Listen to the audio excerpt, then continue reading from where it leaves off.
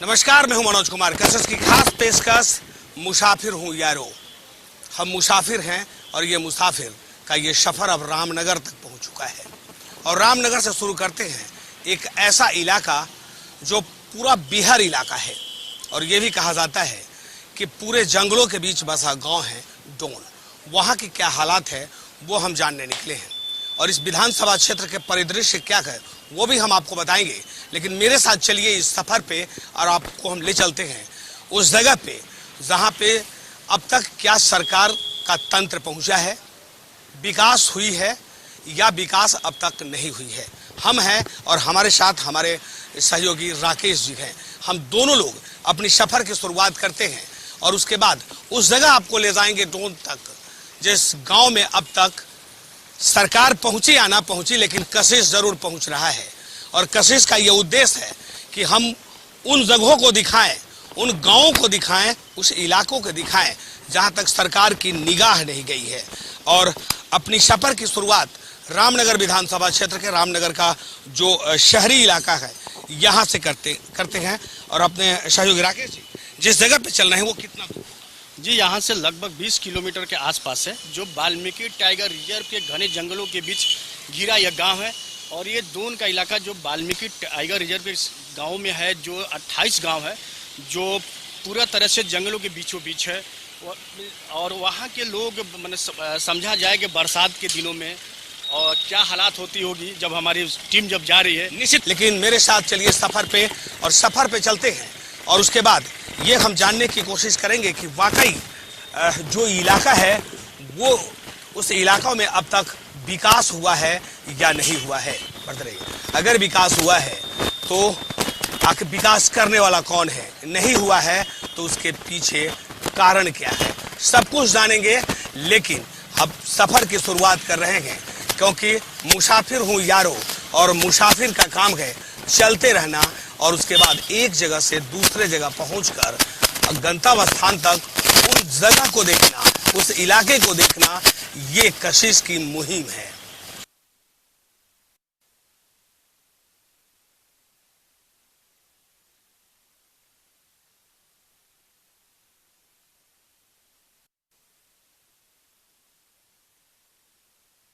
एक बार चेक नाका का जो दृश्य है वो हम आपको दिखाने की कोशिश करेंगे। ये मेरा सफर रामनगर से हमने शुरू की है और वो इलाका जहां पर आदिम जनजाति लोग कहते हैं, लेकिन थारू का इलाका वैसे नेपाल के सटा हुआ ये इलाका है। बिहार का ये बॉर्डर है, बिहार और नेपाल का ये बॉर्डर है। यूं कहें कि भारत और नेपाल का ये बॉर्डर है। और जिस जगह पे, जिस नाका पे हम पहुंचे हैं, वाकई ये यहाँ से शुरू हो जाता है टाइगर हिल। अब यानी वो टाइगर हिल जिसका नाम आपने किताबों में पढ़ा होगा। और उसके बाद हम अपनी सफर की शुरुआत पे जब हम निकले तो सबसे पहले उस इलाके को, हालांकि कई नदी हमने पार किया है। ये भैया थोड़ा बैरियर हटा दीजिए। ये कौन इलाका है? ये डुमरी चेकनाका है। डुमरी चेकनाका है। इसके आगे क्या मिलेगा? इसके आगे डमरापुर गांव मिलेगा। चलिए, पहाड़ और जंगल है। हाँ, पहाड़ और जंगल है, अंदर भी और गांव है। देखिए, डुमरी चेकनाका पे है और डुमरी चेकनाका से अब हम प्रवेश कर रहे हैं। अब जब अंदर प्रवेश कर रहे हैं तो आपको उस इलाके तक ले जाएंगे जिस इलाका का आपने कभी सपने में भी नहीं सोचा था कि क्या यही वो भारत का वो सीमा है, नेपाल का वो सीमा है जहां के लोग आज भी सब कुछ से महरूम है। सब कुछ का मतलब कि सरकारी तंत्र यहां तक नहीं पहुंची है, और सरकारी तंत्र पहुंची भी है तो जो व्यवस्थाएं हैं वो यहाँ पर मजबूत नहीं है। थारू समाज क्या कहता है, थारू समाज आखिर ये आया कहाँ से, वो भी हम जानने की कोशिश करेंगे। लेकिन सबसे पहले अपने सफर की शुरुआत में उस जगह पे पहुंच चुके हैं, उस नाका पे पहुंचे हैं। अब इस नाका से अंदर प्रवेश करेंगे और हमारे साथ हमारे सहयोगी भी हैं जो लगातार इस इलाकों में हैं। इस इलाका के बारे में बहुत कुछ जानकारी है। हालांकि थारू के बारे में हम भी आपको बताने की कोशिश करेंगे क्योंकि जो इलाका है वो नेपाल से सटा हुआ इलाका है। आगे क्या कल्चर है, इनकी संस्कृति क्या है, वो भी हम जानने के लिए निकले हैं कि क्या वाकई विकास हुआ। क्योंकि हम तो मुसाफिर हैं। जब मुसाफिर चलता है तो रास्ते में जो मिलता है वो देखता है। राकेश जी बताइए, हम लोग अब कहाँ आ गए? जी, हम लोग अब थारूवट इलाका है, जो थारू बाहुल क्षेत्र है, जो वाल्मीकि टाइगर रिजर्व के जंगलों के बीच इन गांव है। और इस गांव में अब हम लोग पहुंचेंगे और यहाँ जो थारू जाति के लोग हैं, उनकी संस्कृति, उनकी रहन सहन, ये जो इलाका है वो किस तरह लोगों को क्या क्या सुविधाएं हैं, जो सरकार, सुशासन की जो सरकार है, जो दावा करती है कि निचले पायदान तक विकास पहुंचा है। तो हम लोग आज मुसाफिर का टीम हम लोग का आज थारूवट के गांव में पहुंचेगा और वहां जानेगा कि जो थारूवट इलाका है वो सच में वहां विकास पहुंचा है या नहीं। सही आपने कहा, वाकई कशिश की ये मुहिम भी है और कशिश लगातार अपने जनता को जागरूक कर रहा है। और ये कशिश का ये मुहिम लगातार पूरे बिहार ही नहीं, बिहार झारखंड के तमाम इलाकों में हम लोगों ने घूमा है। और घूमने के बाद इस मुसाफिर हूँ यारो इस कार्यक्रम के तहत जो इलाका जो अब तक विकास नहीं हो पाया, आखिर विकास का बाधक कौन है। लेकिन जिस इलाके में हम चल रहे हैं, आपको जिस इलाके का नज़ारा दिखाएंगे वो आपको लगेगा कि वाकई ये भारत का नज़ारा नहीं है। ये आज़ाद हुए देश को 70 साल से ज़्यादा हुआ, लेकिन अभी भी वो इलाका गुलामी की जंजीर में जका है। में जाएंगे, थारू का इलाका होगा, टोन का इलाका होगा, और जो जिस प्रजाति के लोग हैं कि वाकई वो प्रजाति के लोग चाहते क्या हैं, आखिर उनकी संस्कृति और उनकी पहचान क्या है।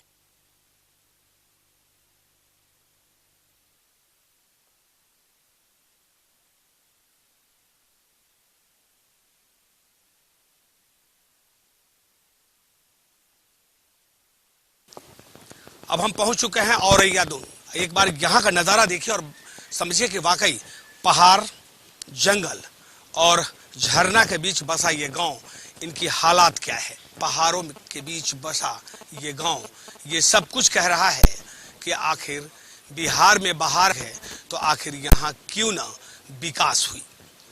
ये सवाल बड़ा है और इसी सवाल को लेकर ये मुसाफिर निकला है। और वो इलाके, बिहार इलाकों में हम पहुंच रहे हैं, उस गांव में पहुंच रहे हैं जहां तक अब तक सरकार नहीं पहुंची है, लेकिन कशिश पहुंच चुकी है। आपके यहाँ क्या क्या व्यवस्था है? उससे पूछिए। नहीं, आप जो जानते हो बोलिए, क्या कुछ है? उससे पूछिए ना जी। यहाँ पर तो कुछ भी व्यवस्था नहीं है, न बिजली की व्यवस्था है, न जल की व्यवस्था है। बस नीचे से कल से पानी भर के लाते हैं, ऊपर पीते हैं, और दूसरा कुछ व्यवस्था नहीं है। आने जाने का रास्ता है, लेकिन बारिश के मौसम में खराब होता है। ये महीना आप लोग यहाँ पर बंद रहते हैं, बाहर नहीं निकलते हैं? बस 2-3 महीना बारिश के मौसम में। हाँ, बाहर नहीं निकलते हैं जी। यहाँ तक कोई नेता आया आपके यहाँ? नहीं आया है। सरकार के कोई अधिकारी लोग आए? नहीं, कोई नहीं आया। एक चीज बताइए, आप लोग अगर बीमार पड़ते हैं तो इलाज कैसे करते हैं? तो दूसरी जगह ले जाना पड़ता है, जैसे कि रामनगर है, बगहा है। शहर जाना पड़ता? शहर जाते कैसे हैं? बस मोटरसाइकिल से।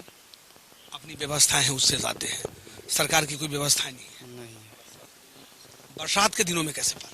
तो उसी तरह काट सा करके मोटरसाइकिल से या साइकिल से। हाँ, कंधा पर लेकर? हाँ, कंधे पहले जा करके। कास्ट तो होती है, लेकिन कास्ट सहना पड़ेगा। जब बीमार आदमी है तो कास्ट सहना पड़ेगा ना। तो यहाँ पर आपके गांव में पानी की व्यवस्था नहीं है? नहीं है। नल नहीं है? नहीं है। अच्छा, जब बाढ़ आता है, बारिश होता है तो क्या करते हैं? कैसे पानी फिर कहाँ से लाते हैं? नीचे से बीच का ले आते हैं। अच्छा, एक चीज बताओ बाबू कि मन नहीं करता है कि वो हम लोग जो बाहर का दुनिया हो वैसा दुनिया? लगता है, लेकिन मजबूरी है। देखिए सर पर ये डेक्ची बहुत कुछ कह रहा है। वो तो यह कह रहा है कि आपने कहा था कि हम विकास करेंगे, लेकिन आपने विकास क्यों नहीं किया। वाकई इस दृश्य को समझिए और ये भी समझिए कि अगर यहाँ के लोग का दिनचर्या क्या है। ये लोग क्या लाने जा रहे हैं? इनसे बात करें। बाबू, क्या लाने जा रहे हैं? पानी लेने जाएंगे। पानी कितना दूर से पानी लाते हो? वो उधर 1 किलोमीटर तक होगा। तो तुम्हारे गांव में पानी नहीं है क्या? नहीं। ये पानी का उपयोग क्या करते हो? खाना पकाने में उपयोग करते हो या नहाने के लिए? खाना पकाने में, पीने के लिए भी। खाना पकाने के लिए। अच्छा, अब आप समझिए कि वाकई जिस गांव में पानी नहीं है, जिस गांव के लोग पानी के लिए इस बैलगाड़ी का उपयोग करते हैं, तो आखिर उस गांव का अगर विकास हुआ रहता तो ये हालात नहीं रहती। मनुष्य का जीवन का सबसे अमूल्य चीज जल होता है और ये भी कहा गया है कि जल ही जीवन है। अगर जल जीवन है तो इस गांव के लोगों को पानी क्यों नहीं मिला, ये बड़ा सवाल है। जबकि नल जल योजना चल रही थी सरकार की, नल जल योजना इन इलाकों में होना चाहिए था जहां पर न तो नल है और ना ही जल है। गांव के लोग यह नहीं जानते कि आखिर सरकार की योजना क्या है। आपको पता है बाबू कि सरकार की कुछ योजना है? नहीं मालूम। नहीं। पढ़ाई लिखाई करते हो? नहीं। क्या काम करते हो बताओ? क्या काम करते हो बताओ? खेती बाड़ी करते हैं। अच्छा, एक दिन में अगर धान लगाते हो तो कितना समय लगता है? देखिए, अब ये नाराज हो गए हैं और इनको जहां नहीं जाना चाहिए था वहां जा रहे हैं। लेकिन खैर उतरिए, हम कोशिश करेंगे कि उतर कर ही उतरें और उसके बाद वाकई जो हालात है इस हालात को आप समझिए। ये हालात इतना खतरनाक हो चुका है कि इस गांव में विकास की बात अगर करें तो विकास कोसों दूर है। लेकिन जो नेता हैं वो लगातार ये वादे करते हैं कि जल नल योजना पूरे बिहार में लागू है। अगर पूरे बिहार में लागू होता तो ये हालात नहीं बनती। अब आप समझिए कि वाकई जिस इलाके में है, इस इलाके में लोग रहते कैसे हैं। अगर यहाँ का विकास हुआ रहता तो आज बैलगाड़ी पे पानी लाने की नौबत नहीं आती और स्थानीय नेता लोगों से लंबे लंबे वादे कर यहाँ कभी आते ही नहीं। ये सफर अभी चल रहा है और अगले सफर में दूसरे गांव में हम प्रवेश करेंगे तो वहां का हालात क्या है। और एक बात सड़क की हालात को देखिए कि अगर बारिश हो जाए तो यह इस गांव के लोग टापू में तब्दील हो जाते हैं। लोग इस गांव से बाहर नहीं निकलते हैं, वो भी हम आपको बताएंगे। लेकिन जो मुहिम है कि आखिर थारू समाज के लोग का रहन सहन क्या है, आखिर वो पहाड़ और जंगलों के बीच क्यों रहते हैं। तो बने रहिए मेरे साथ और चलिए सफर पर और आगे ले चलते हैं और अगली गांव में इस सफर की अगली कहानी बताएंगे। अब सफर इस इलाकों में पहुंच चुके हैं जिसका इंतजार हमें कुछ देर पहले था। जब हम रामनगर से चले थे तो ये सोचकर चले थे कि सफर कैसा होगा, लेकिन एक बार सफर में हमारी गाड़ी जो पीछे, उस गाड़ी को देखिए। अभी हम नदी में खड़े हैं। इस नदी को हमको लगभग 22 बार पार करना पड़ा और धीरे धीरे इस नदी को पार करते हुए हम अब पहुंच चुके हैं अपने उस गंतव्य स्थान से। हालांकि अभी भी कुछ दूर है, लेकिन विकास की बात करें तो यही है विकास, यही है सड़क जो बिहार की राजधानी पटना को जोड़ता है। आप यहां से अगर पटना जाना हो तो सीधे आपको रामनगर होते हुए पटना पहुंचना होगा। यही वो सड़क है और यही हालात है यहाँ की। हमारे साथ कुछ लोग हैं, उनसे जानने की कोशिश करेंगे। एक चीज, ये सड़क ऐसा यहाँ नहीं है। सड़क यहाँ है, नीतीश कुमार ऐसी सरकार है, हम लोग क्या करें, कोई काम करती नहीं है। ये दुशासन की राज है, गरीबों का यहाँ आने जाने का बहुत परेशानी होती है। यही सब बात है। हम क्या हम लोग कहें, पहले हम लोग तो बहुत आज़ाद थे, लेकिन अब हम लोग इतना हो गया है कि खाने बिना भी बगैर ऐसे भी हम लोग तरस रहे हैं, मर रहे हैं भूखे। समझ गए ना, यही सब बात है, क्या कीजिएगा। हम कहते हैं कि हम आज़ाद भारत में रहते हैं, लेकिन आज़ाद भारत की ये तस्वीर बहुत कुछ बयां कर रही है और ये कह रही है आज़ादी तो मिली लेकिन हम आज़ाद नहीं सर, देखिए भारत जो है आज तक 1947 में लोग कहते हैं कि भारत आज़ाद हुआ। जो हम लोग को पूर्ण रूप से आज़ादी चाहिए वो अभी पूर्ण रूप से हम लोग को आज़ादी नहीं मिली है। और रही बात नीतीश की सरकार की, तो उनका जो भी विकास है पेपर में है, जमीन पे नहीं है। सही आपने कहा कि वाकई जो जिस इलाके में हम प्रवेश कर रहे हैं ये थारूहट का इलाका है और थारू आगे जो इस प्रजाति के जो लोग हैं वहाँ उन लोगों से भी हम मुलाकात करेंगे और जानने की कोशिश करेंगे। हमारे बच्चों के साथ, भविष्य के साथ खिलवाड़ किया गया, लेकिन किसी ने उसको देखा, अनदेखा करा, सोचा नहीं कि यहाँ विकास होना चाहिए, शिक्षा होना चाहिए, हॉस्पिटल होना चाहिए, डॉक्टर होना चाहिए। लेकिन हमारे यहाँ रोजी रोजगार तो दूर, यहाँ खाने के मुहताज हैं, हमारे यहाँ बहुत गरीबी है, यहाँ तक कि कटाने बहुत बढ़ती जा रही है। बाढ़ आता है तो बहुत कटाने होती है सर, लेकिन सब वादा पे वादा करते हैं पार्टी लोग, लेकिन विकास नहीं करते हैं, हम लोग के साथ खिलवाड़ होता है। सही आपने कहा कि वाकई ये दर्द है, उस दर्द को समझने की जरूरत है। ये गांव के लोग हैं, राजनीतिक से ताल्लुक नहीं रखते हैं, लेकिन इतना जरूर रखते हैं कि हमने अगर मत का प्रयोग किया है तो मेरा ये अधिकार है कि आपने जो कहा उस वादा को आप पूरा करें। अगर विकास हुआ रहता तो ये हालात नहीं बनती, विकास हुआ रहता तो उस गांव में बिजली होती, विकास हुआ रहता तो उस गांव में शिक्षा के लिए स्कूल होता, विकास हुआ रहता तो स्वास्थ्य की व्यवस्थाएं होती। सब कुछ बयां कर रही है, लेकिन ये सफर अभी जारी है और हम उस स्थान तक पहुंचेंगे जिस स्थान को लेकर हमने रामनगर से अपनी इस यात्रा की शुरुआत की थी। हालांकि ये यात्रा निरंतर जारी रहेगा और ये मुहिम जो है उस गांव तक पहुंचेंगे। अभी कहाँ पहुंच गए हम लोग? जी, अभी हम लोग थरवट का इलाका है जो चंपापुर गांव में हम लोग पहुंच रहे हैं। जो वाल्मीकि टाइगरपुर के जंगल के रास्ते होते हुए हम लोग चंपापुर में पहुंच रहे हैं। थरवट का इलाका है, जो पूरा गांव है। आप देखे हैं कि जो नदी है, एक ही नदी हम लोग 22 बार पार किए हैं, तो इससे अंदाज़ा लगाया जा सकता है कि यह कितना सुदूर इलाका है और कितना कठिनाई में यहाँ के लोग यहाँ निवास करते हैं। सही आपने कहा कि वाकई एक नदी को अगर आपको एक गांव में जाने में 22 बार पार करना पड़े तो ये कैसा विकास के ढिंढोरा अगर हम पीटते हैं तो निश्चित तौर पे अब जनता को जवाब देना होगा और जनता आपसे जवाब मांगेगी। लगातार ये हिसाब किताब का वक्त है और हिसाब किताब के वक्त में हम अपनी मुहिम को आगे की ओर बढ़ाते हैं। एक बार आप मेरे साथ चलिए और फिर आपको लिए चलते हैं उस गांव में जिस गांव के लोग, जिस गांव की कला, जिस गांव की संस्कृति और उनके जो रहन सहन है वो हम जानने निकले हैं। तो मेरी शुरुआत लगातार वहां से हुई थी और उस गांव तक हम आपको पहुंचाएंगे और लोगों की जो हालात है वो हालात क्या है वो हम आपको दिखाएंगे। अगर हुई विकास तो किसने किया, नहीं हुई विकास तो कौन है जिम्मेवार। बने रहिए मेरे साथ और चलिए आगे।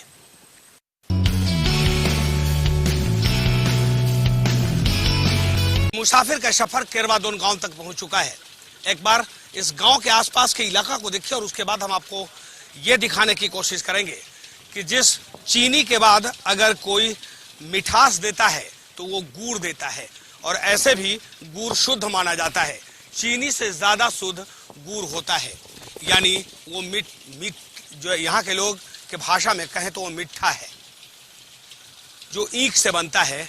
और ईख से बनने के बाद जब उसकी मिठास बढ़ती है तो वाकई उसकी मिठास रसगुल्ले से भी ज्यादा मीठा होता है। हालांकि रसगुल्ला भी इसी के मिठास से मिठास होता है। एक बार देखिए कि यहाँ पर जैसे बन रहा है, पहले वो हम दिखाने की कोशिश करेंगे। हालांकि जिस यात्रा की शुरुआत हमने की थी और जो खोजने हम निकले तो रास्ते में ये गुड़ फैक्ट्री मिल गया। ये कैसे बनता है, ये गुड़ कैसे बनता है मीठा, वो हम आपको दिखाते हैं और उसके बाद हम यहाँ के लोगों से भी बात करने की कोशिश करेंगे कि वाकई बहुत कुछ बदला है, पूरी दुनिया बदल गई है, लेकिन नहीं बदला है तो इस विधानसभा क्षेत्र की तस्वीर। अगर यहाँ की तस्वीर बदली होती तो लोगों की ऐसी तकदीर नहीं होती।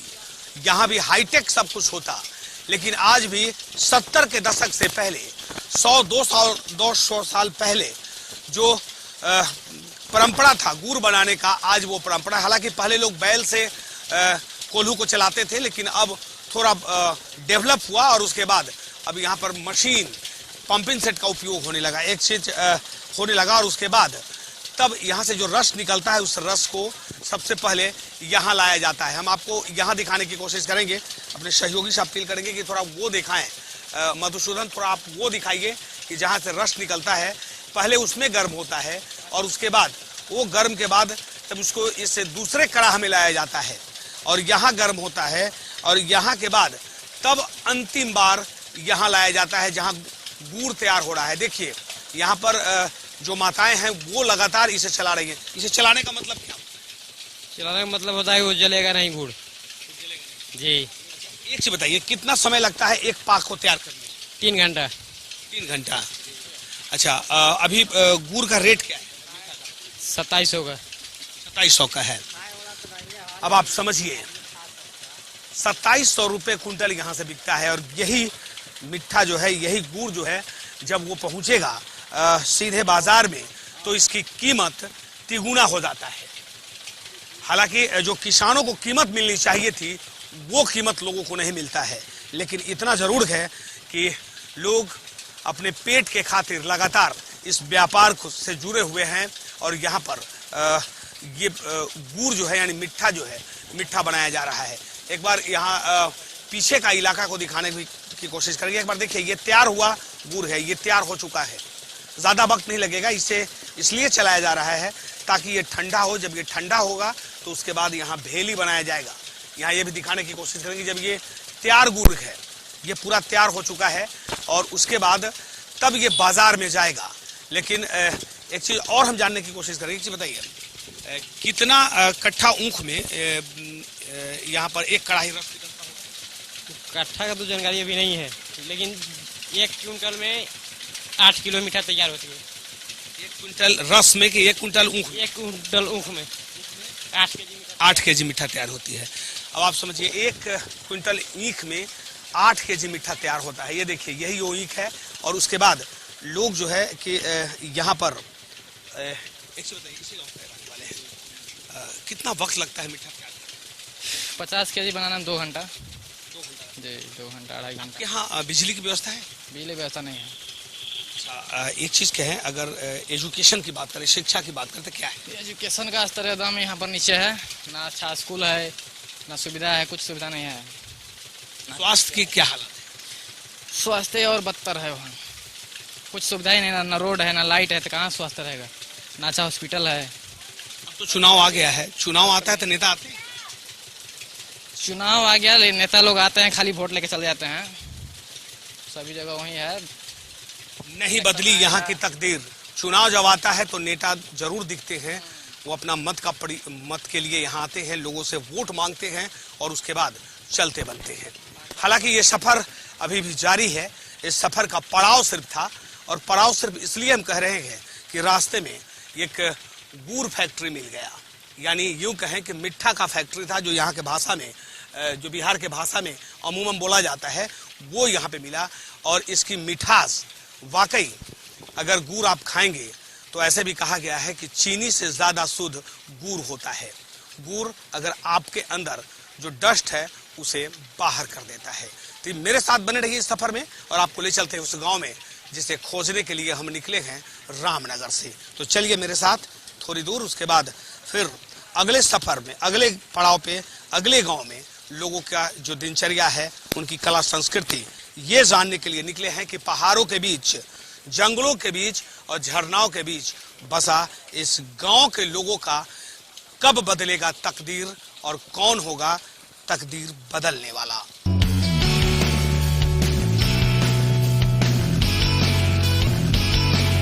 अब ये सफर गोबरैया तक पहुंच चुका है।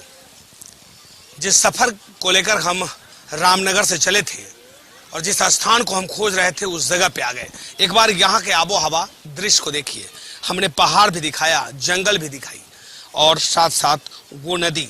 लोगों की जीवन शैली बदली या नहीं बदली, आजादी के 70 साल से भी ज्यादा वक्त बीत चुका है, लेकिन भारत का वो इलाका जो भारत के अंतिम छोर पे अभी हम हैं, और नेपाल का बॉर्डर है ये।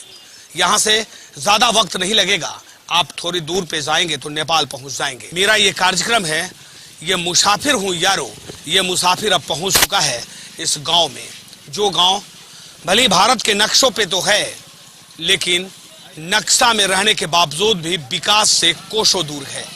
विकास नहीं हुआ इस गांव का। ढेर सारी योजना सरकार लेकर आई, लेकिन वो योजना धरातल पे नहीं उतरी। आखिर जब नहीं उतरी तो वक्त आ गया है हिसाब देने का। अब ये मुसाफिर आपसे पूछता है कि अब क्या बदला आपके गांव? हमारे गांव में अभी तक जब से देश आजाद हुआ है, आज तक यही विकास नहीं हुआ है। 4 हाथ का रोड बना है, पीसीसी बना है। उसके बाद में आप गांव से बाहर जाइए, पूरा ही खड़ंजा है। वहाँ सड़क नहीं है। रामनगर जाने में हम लोगों को बहुत कठिनाई होता है, हरनाटार जाने में बहुत कठिनाई होती है। एक यहाँ के आबो हवा, वेशभूषा, सब कुछ आपको सिर्फ ये भारत का ही है, बिहार का ही है, सब कुछ आबो हवा और वेशभूषा यही का दिखेगा। एक दुकान में कुछ महिलाएं बैठी है, हम उन लोगों से भी कुछ बात करने की कोशिश करेंगे कि वाकई क्या बदला और आप लोग उम्मीद क्या है। वाकई सब कुछ अगर बदल गया रहता तो ये हालात नहीं रहती। बाबू इधर इधर तो मेरे तरफ देखो, एक मिनट, आप लोग क्या करती हैं? पढ़ाई करते हैं। पढ़ाई करते हैं जी। अच्छा, एकदम इसमें शर्माने की बात नहीं है। एक चीज बताइए, जब पढ़ाई करते हैं तो कभी मन में तो आता होगा ना कि मेरा भी गांव शहर जैसा हो?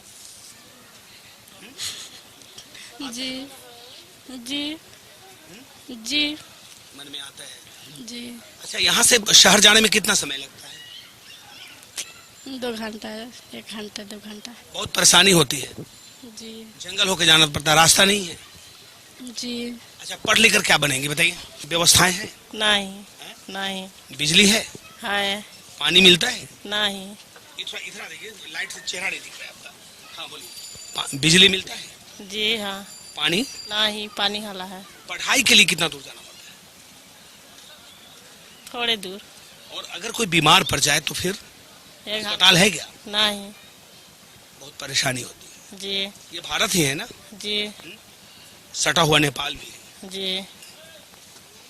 देखिए, तकदीर नहीं बदली, तस्वीर नहीं बदली और ना ही बदली तो इस गांव के लोगों की तकदीर। कारण कि मूलभूत सुविधा के नाम पर नगन है, कुछ भी नहीं है यहाँ पर। हमारे साथ हमारे सहयोगी अपने कार्यक्रम के अंतिम पड़ाव पे हैं।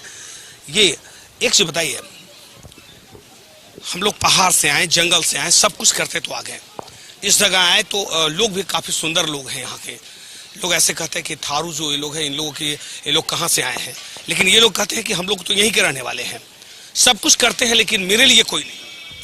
जी बिल्कुल, जब हमने इस पूरे थरवट इलाका में, दोन इलाका में जब हमारी टीम पहुंची है तो हर गांव में मैंने मुआयना किया तो मूलभूत सुविधाओं की बहुत अभाव देखा गया।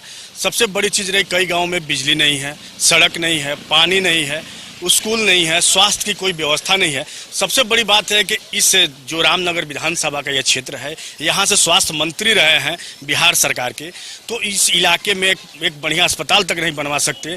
तो इससे बड़ी शर्म की बात कुछ हो नहीं सकती है इस सरकार के लिए और यहाँ के जनप्रतिनिधियों के लिए। सही आपने कहा कि वाकई ये जो विधानसभा क्षेत्र है और रामनगर विधानसभा क्षेत्र और एनडीए के हाथों में रहा है 2 दशक, एक लंबा वक्त होता है और एक लंबे वक्त तक अगर जो विधायक हो वो अगर विकास नहीं करे तो आप समझिए कि विकास की एक खाका हम आपको और दिखाने की कोशिश करेंगे कि देख लीजिए, इस गांव में अगर आपको आना है तो यही वो सवारी है जो शहर से लेकर गांव तक पहुंचाता है और इसका भी एक टाइम बाउंड रहता है कि इतने बजे चलना है और इसका लोग इंतजार करते हैं।